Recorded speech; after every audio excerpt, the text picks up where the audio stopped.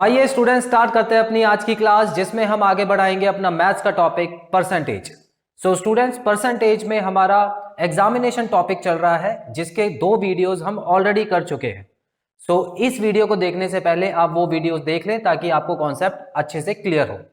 So students आज की class में मैं आपके लिए लेके आया हूं एग्जामिनेशन टॉपिक के मिसलेनियस क्वेश्चंस। सो इसमें मैं ऐसे क्वेश्चंस कराऊंगा जो कि पहले 2 वीडियो में हमने नहीं किए हैं, लेकिन हाँ याद रखिएगा कि इन क्वेश्चंस में वो कुछ भी हो सकता है जो पहली वीडियो में हमने किया है। तो स्टूडेंट्स आइए हम देखते हैं कि किस तरह के क्वेश्चंस हम इस वीडियो में करने वाले हैं। तो आप देख सकते हैं यहां पर जो भी क्वेश्चन होगा इसमें कोई थ्योरम नहीं होगी, बस इसमें बेसिक कॉन्सेप्ट आपका अगर सही है परसेंटेज का तो आप बड़े आराम से क्वेश्चंस कर सकते हैं। तो देखते हैं स्टूडेंट्स कैसे क्वेश्चन आएंगे यहां पर। In an examination, there were 1000 boys and 800 girls. तो एक एग्जामिनेशन हुआ जिसमें 1000 बॉयज थे और 800 गर्ल्स थी। If 60% of the boys and 50% of the girls passed, अगर यहां पर पास परसेंटेज आपको दी हुई है तो 1000 बॉयज में से 60% पास हुए हैं और 800 गर्ल्स में से 50% पास हुई हैं।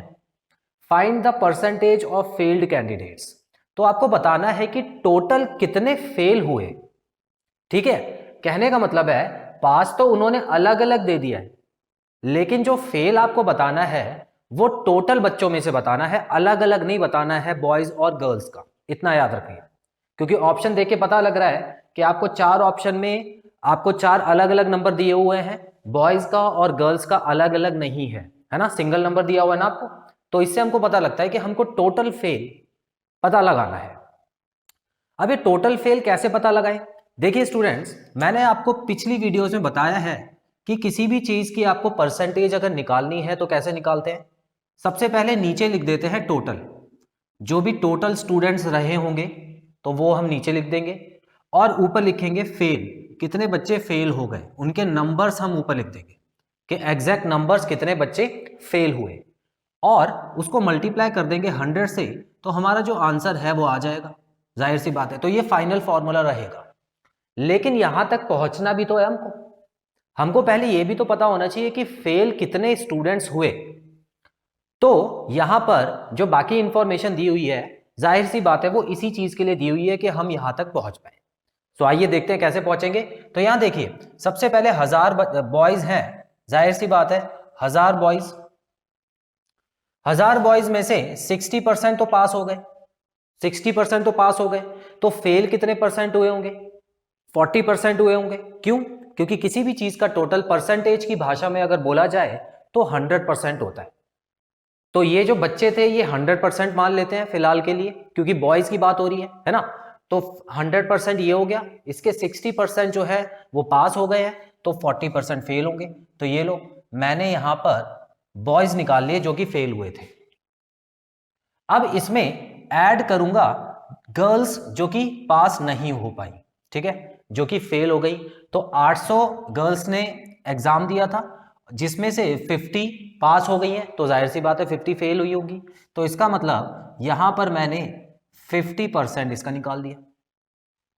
तो यहां 50 जो बॉयज हैं, जो फेल बॉयज हैं वो आ गए हैं, और यहां पर जो फेल गर्ल्स हैं वो आ गई हैं। इन दोनों को ऐड करके मुझे टोटल नंबर मिल जाएगा जितने फेल हुए थे। Clear students? तो देखते हैं। तो यहां अगर मैं बात करूं तो ये हो जाएगा 400 प्लस ये हो जाएगा 8 5 40। ये लो, ये भी 400 हो गया, दोनों ही 400 है। तो इक्वल टू करके 800 बच्चे टोटल फेल हुए हैं। अब इसका मतलब मुझे फॉर्मूले में जो फेल चाहिए था वो निकल चुका है, और टोटल स्टूडेंट्स भी मुझे पता है। टोटल स्टूडेंट्स कितने हैं? 1000 प्लस 800, 1800 बच्चे हैं टोटल। तो मैं क्या करूंगा, यहां पे 800 लिख देता हूं और यहां पे 1800 लिखता हूं, मल्टीप्लाई बाय 100 कर देता हूं, मल्टीप्लाई बाय 100। ठीक है, अब इसका जो आंसर आएगा वही मेरा आंसर होगा।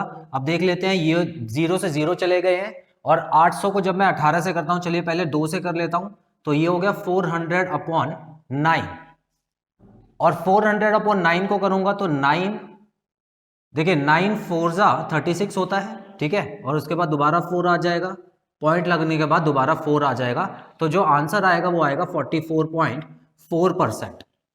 क्या आएगा आंसर? 44.4%। सो आई होप ये वाला क्वेश्चन आपको क्लियर है। आइए बढ़ते हैं क्वेश्चन नंबर सेकंड की तरफ।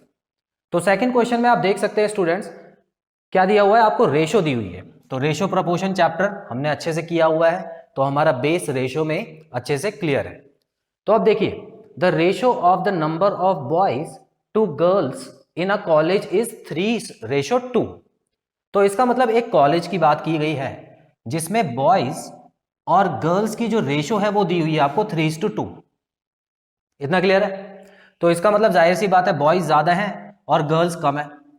If 20% of boys and 25% of girls are adult, तो इसमें से 20% बॉयज और इसमें से 20% गर्ल्स जो है वो अडल्ट है। अडल्ट मतलब 18 साल से ऊपर, ठीक है। देन यहां पे देन आएगा, ठीक है। Then percentage of students those are not adults. तो आपको बताना है कि परसेंटेज उन स्टूडेंट्स की जो कि अडल्ट्स नहीं है। अच्छा ये बताओ, क्या ये क्वेश्चन थोड़ा बहुत सेम है? बिल्कुल सेम है, बस फर्क क्या है, वहां पे आपको एग्जैक्ट नंबर दिया हुआ था, यहां पे आपको रेशो दे दी है। कोई बात नहीं। अब एक चीज मैंने आपको पहले बताई थी, ध्यान से समझिए मैंने क्या बताया था आपको। मैंने आपको बताया था कि दो तरह के क्वेश्चन होते हैं, और एक क्वेश्चन में तो सिर्फ और सिर्फ आपको परसेंटेज ही दी होगी पूरे क्वेश्चन में, और कोई रियल वैल्यू नहीं दी होगी, ठीक है। रियल वैल्यू जैसे कि इस क्वेश्चन में 1000 था और 800, ये रियल वैल्यू, ये हमारी दुनिया की वैल्यू है, ये परसेंटेज की वैल्यू नहीं है, ठीक है। तो ऐसे क्वेश्चंस जिसमें रियल वैल्यू नहीं दी जाती, सिर्फ या तो परसेंटेज दिया होगा या रेशियो एंड प्रोपोर्शन, मतलब घुमा फिरा के चीजें दी होंगी, कोई रियल बात नहीं होगी उस क्वेश्चन में, तो याद रखना उसमें आप x ना लेट करके 100 भी लेट कर सकते हो। तो ऐसे क्वेश्चंस में आप अगर कुछ मानना चाहते हो अपनी तरफ से तो 100 लेट कर सकते हो। लेकिन अगर कुछ रियल वैल्यू आपको दी होती है जैसे इस क्वेश्चन में दी थी, तो आपको उस वाले क्वेश्चन में सिर्फ x लेट करना है। अब ये मैं x क्यों लेट करना चाह रहा हूं? क्योंकि मैंने जब रेशियो एंड प्रोपोर्शन चैप्टर पढ़ाया था तो मैंने आपको बताया था जब भी रेशियो दी होती है तो वो असली वैल्यू तो होती नहीं है, वो तो एक कंपैरिजन दिया होता है कि अगर ये 3 है तो ये 2 है, अगर ये 30 है तो ये 20 है, अगर ये 300 है तो ये 200 है, ये कंपैरिजन होता है। तो मैं क्या करता हूं, इसको रियल बनाने के लिए यहां पे x और यहां पे x से मल्टीप्लाई कर देता हूं, है ना, यही करता हूं मैं, ताकि मुझे कम से कम इतना पता लग जाए कि एटलीस्ट इसकी जो कंपैरिजन की रियल वैल्यू है वो क्या है। फिलहाल x मान के करते हैं, लेकिन क्वेश्चन को दोबारा पढ़ो और क्वेश्चन में आप देखो कि कोई रियल वैल्यू गिवन ही नहीं है। तो मैं आसान बनाने के लिए इसको कुछ भी कर सकता हूं, मैं इसको 300 और 200 मान लेता हूं। फिलहाल आप 30 और 20 करके भी आंसर निकाल सकते हैं, आपका आंसर वही आएगा, ठीक है। तो मैं फिलहाल मान लेता हूं कि टोटल नंबर ऑफ बॉयज थे वो 300 थे और टोटल नंबर ऑफ गर्ल्स जो थी वो 200 थी। क्या ये बात क्लियर है? अब एक बात बताओ, क्या ये क्वेश्चन बिल्कुल सेम नहीं बन गया? अब क्या आप आंसर नहीं निकाल सकते? देखिए अब इसमें मुझे क्या चाहिए, नॉन अडल्ट्स की परसेंटेज चाहिए, नॉन अडल्ट्स। तो मैं यहां पर लिखता हूं, किसी भी चीज की परसेंटेज निकालने के लिए मैं यहां पे टोटल लिखूंगा और यहां पे लिखूंगा non adults multiply by 100%, multiply by 100%, है ना, यही फॉर्मूला लगेगा इसमें, ठीक है। तो मैं नॉन अडल्ट्स निकाल लूं पहले कि कितने ऐसे बच्चे हैं जो कि 18 साल से कम उम्र के हैं। देखिए कैसे निकलेगा। तो मुझे पता है 300 तो बॉयज है जिसमें से 20% अडल्ट है, 20% अडल्ट है। तो कितने नॉन अडल्ट होंगे? जाहिर सी बात है 80%, ये लो 80%, ठीक है। चलो अगले स्टेप में कर देता हूं इसको ताकि आपको डाउट ना रहे। तो ये 300 जो है, ये 300 मल्टीप्लाई बाय इसका 80% में निकाल देता हूं, ठीक है। उसके बाद प्लस कर देता हूं नॉन अडल्ट लड़कियां कितनी है, ठीक है। तो ये हो गया 200 मल्टीप्लाई बाय नॉन अडल्ट लड़कियां, देखो अडल्ट हो गई 25%, तो नॉन अडल्ट कितनी होगी 75%, ये लो। तो इससे जो टोटल नॉन अडल्ट है वो आ जाएंगे और उसके बाद मैं परसेंटेज निकालूंगा। तो ये हो गया 240 और ये हो गया 150। 240 और 150 क्या होता है? 390 होता है, ठीक है, 390। और टोटल कितने स्टूडेंट्स थे? इसके हिसाब से 500 थे, है ना। 500 थे, मल्टीप्लाई बाय 100 कर दूंगा, परसेंटेज आ जाएगा। ठीक है, कर लेते हैं इसको भी। ये लो, ये गया 0 से 0 और 5 7 35, ठीक है, 40 बचा, 5 8 40। तो मेरा जो आंसर है वो आ गया 78%। तो ऑप्शन नंबर बी पे आप करेक्ट आंसर लगाइएगा, ऑप्शन नंबर बी पे। तो स्टूडेंट्स आई होप आपको चीजें क्लियर हो रही हैं और ये दो क्वेश्चन अच्छे से क्लियर हैं। हालांकि दोनों क्वेश्चन एक ही चीज आपको दिखा रहे थे, यहाँ पे पास फेल में फर्क पूछा था, तो यहाँ पे अडल्ट और नॉन अडल्ट में फर्क पूछा। स्क्रीनशॉट लेंगे फिर अगले क्वेश्चन करते हैं।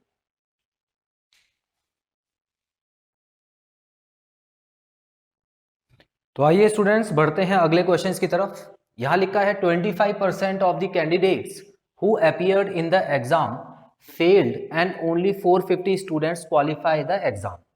तो यहाँ पे इस क्वेश्चन में पहले लाइन में आपको दो चीजें दी हुई हैं। यहाँ पे लिखा है कि टोटल 100% बच्चों में से 25% तो बच्चे फेल हो गए। ठीक है, एक एग्जाम था तो उसमें 25% बच्चे क्वालिफाई नहीं कर पाए। और यहां लिखा है in exam failed and only 450 students qualify the exam. और जिन बच्चों ने क्वालिफाई किया उसकी परसेंटेज ना देके उन्होंने रियल नंबर दे दिया है 450, मतलब 450 बच्चे पास हो गए और 25% बच्चे फेल हो गए। इतना क्लियर है स्टूडेंट्स?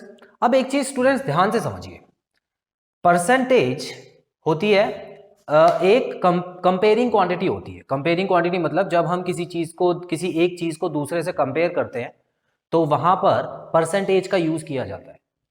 सो परसेंटेज की दुनिया बिल्कुल अलग होती है, रियल दुनिया जो है वो बिल्कुल अलग होती है। कहने का मतलब क्या है, ध्यान से समझिए। मान लेते हैं कि ये जो बॉक्स मैंने बनाया है ये है परसेंटेज की दुनिया, और ये जो बॉक्स मैंने बनाया है ये है हमारा रियल वर्ल्ड, ये है हमारा रियल वर्ल्ड। अब रियल वर्ल्ड में हम कौन से नंबर्स यूज करते हैं जो कि काउंटिंग नंबर्स होते हैं, जैसे 100 हो गया, 1000 हो गया, 10,000 हो गया, 20, 10, 15, ये सारे रियल नंबर्स होते हैं। ठीक है, और परसेंटेज की दुनिया वाले कौन से नंबर यूज करेंगे, वो कोशिश करके वो ऐसा करते हैं कि 100%, उनका जो मैक्सिमम नंबर रहता है किसी भी चीज का टोटल रहता है वो 100% रहता है। ठीक है, 100% तब तक रहेगा जब तक वो चीज इंक्रीज नहीं हो जाती। अगर इंक्रीज हो रही है तो 100 से ऊपर भी जा सकता है, लेकिन बेसिकली इस क्वेश्चन के हिसाब से देखें तो 100% मान के चल सकते हैं।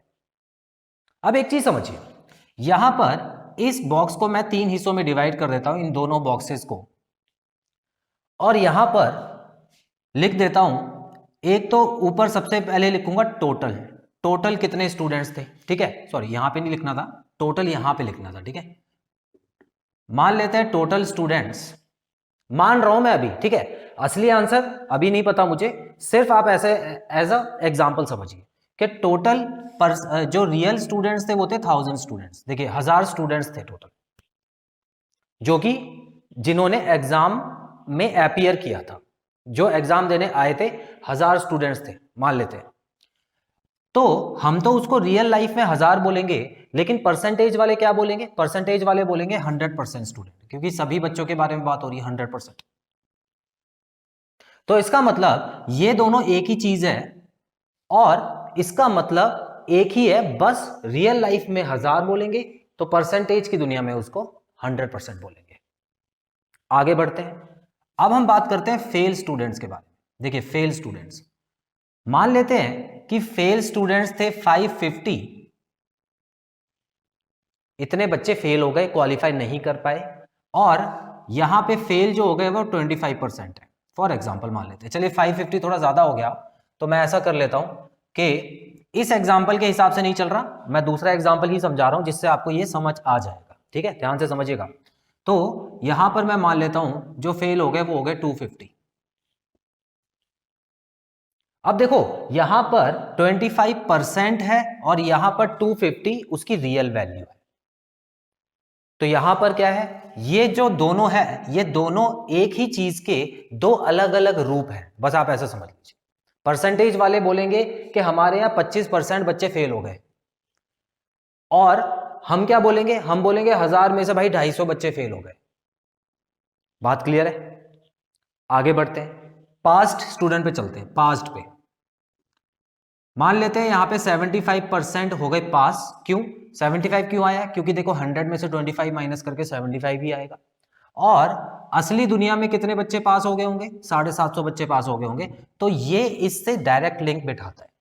अब ये मैं आपको इतना क्यों समझा रहा हूं, ये डायरेक्ट लिंक और इनडायरेक्ट लिंक क्या होता है। क्वेश्चन में अगर वो डायरेक्ट लिंक दे देते, मान लेते हैं क्वेश्चन में आपको ये दिया होता कि 25% बच्चे फेल हो गए, इसकी बात कर रहा हूं मैं, 25% बच्चे फेल हो गए जिसकी असली वैल्यू थी 250।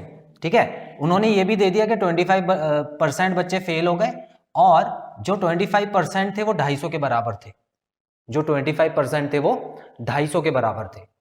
और आपसे अब क्वेश्चन में ये पूछा कि टोटल कितने बच्चों ने एग्जाम दिया था। ठीक है, क्वेश्चन में क्या पूछा? टोटल कितने बच्चों ने एग्जाम दिया था, तो बड़े आराम से आ जाएगा। क्यों? क्योंकि ये तो डायरेक्ट लिंक बिठाते हैं एक दूसरे से, इसमें तो आपको कुछ करना ही नहीं है। करना है तो बस देखिए क्या करना है आपको। क्या करना है, मान लेते हैं कि टोटल बच्चे थे x, तो x का 25% हो गया 250, है ना, क्योंकि डायरेक्ट लिंक है ये।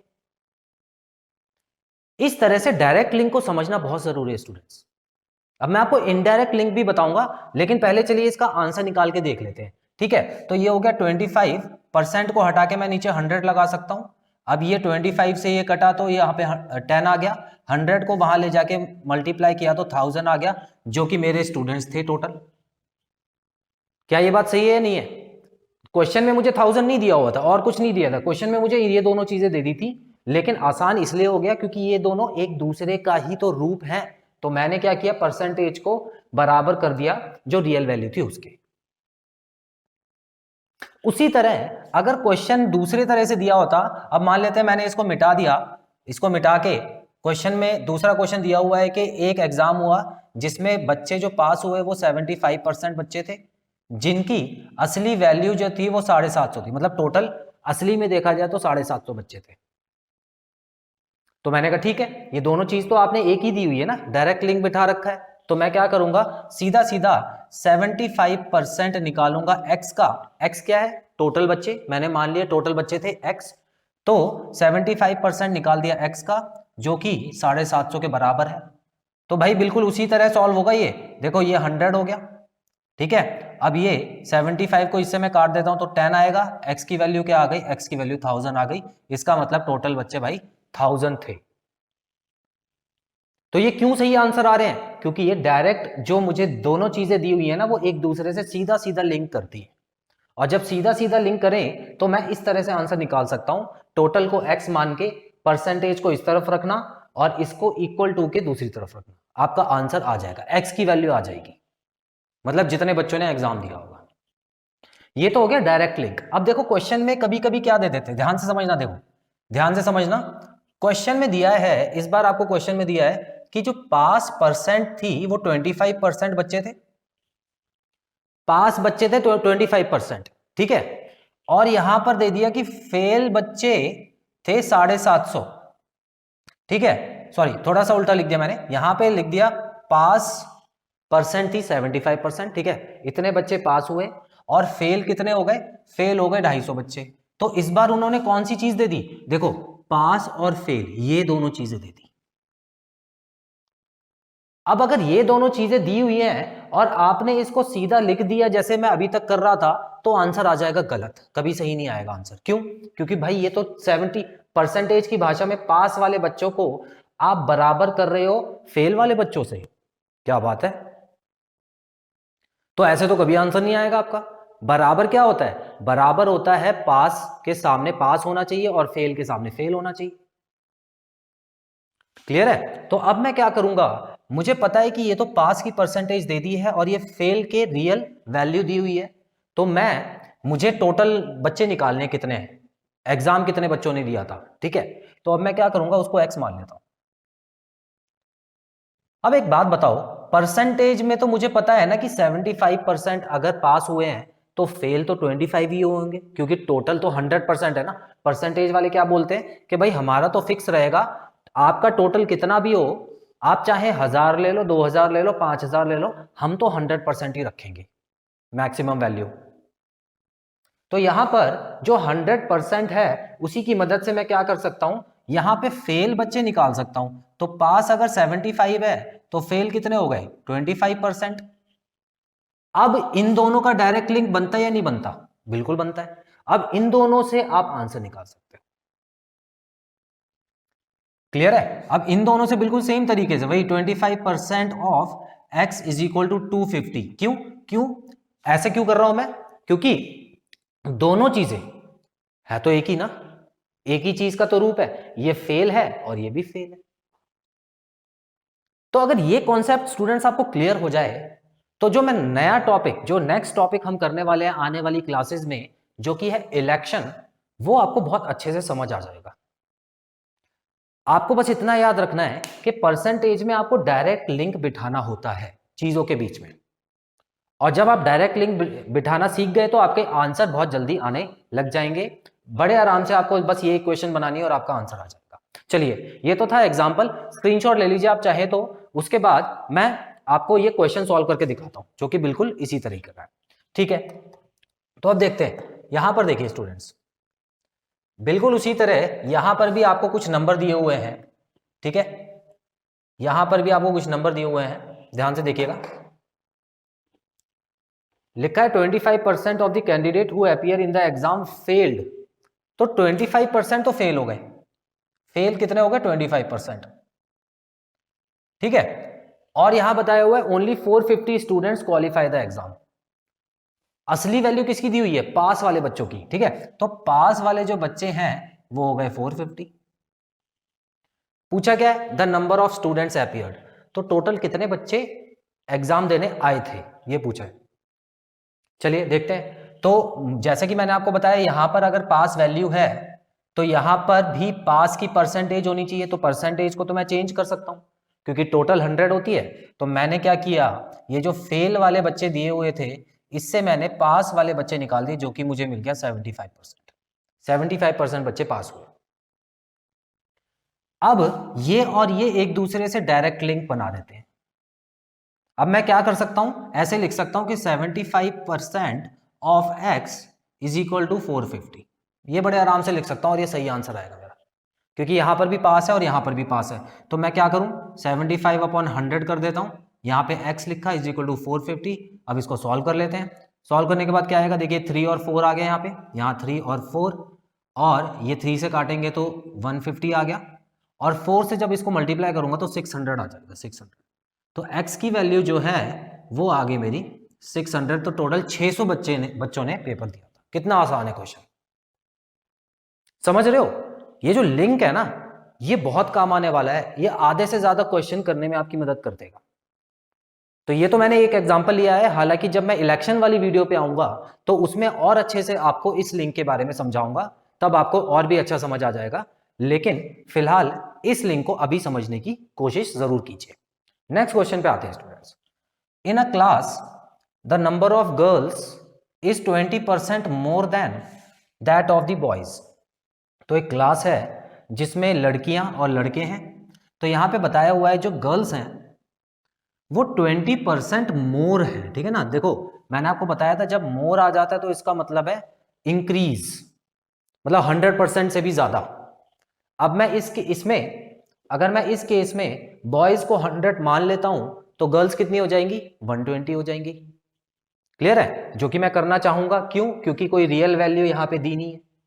अच्छा, यहां पे रियल वैल्यू दी हुई है, देख लो। The strength of the class is 66। ओहो, ये भी रियल वैल्यू है। अच्छा जी, तो इसका मतलब वो 100 वगैरह वाला सीन मत करना यहाँ पे। अब देखो क्या होगा, अगर पूरी क्लास में जितने बच्चे हैं वो 66 बच्चे हैं, ठीक है, तो पूरी क्लास में कितने दिए हुए हैं, 66 बच्चे हैं, और बोला गया है if 4 more girls are admitted, अगर 4 और लड़कियां आ जाती हैं तो आपको बताना है कि अब लड़कों और लड़कियों की क्या रेशो है। आपको रेशो निकालनी है, और रेशो में भी लड़कों को आगे रखना, लड़कियों को पीछे रखना। इतना क्लियर है? क्वेश्चन क्लियर है? चलो, सबसे पहले तो मैं क्या करने वाला हूं, मैं यहां से लेके यहां तक क्वेश्चन को यूज करूंगा। और वो कैसे, देखो, जो भी चीज कम होती है उसको मुझे लेट करना पड़ेगा, जाहिर सी बात है ना। तो लेट यहां पे बॉयज जो है, देखो बॉयज जो है वो कम है, तो x मानना पड़ेगा। x क्यों माना मैंने, 100 क्यों नहीं माना, क्योंकि रियल वैल्यू दी हुई है। इतना क्लियर, ठीक है। तो x हो गया बॉयज, और गर्ल्स अगर देखे तो कितनी होगी, देखो 20% मोर, तो इसका मतलब मैं ये लिख सकता हूं 100 मल्टीप्लाई बाय 120 अपॉन 100। क्या ये बात सही है, बिल्कुल सही है। तो इसका मतलब अगर मैं इसको काट देता हूं तो ये हो गया 6/5, तो जो गर्ल्स हैं वो है 6/5x। तो बॉयज x हैं और गर्ल्स हैं 6/5x। आगे बढ़ते हैं।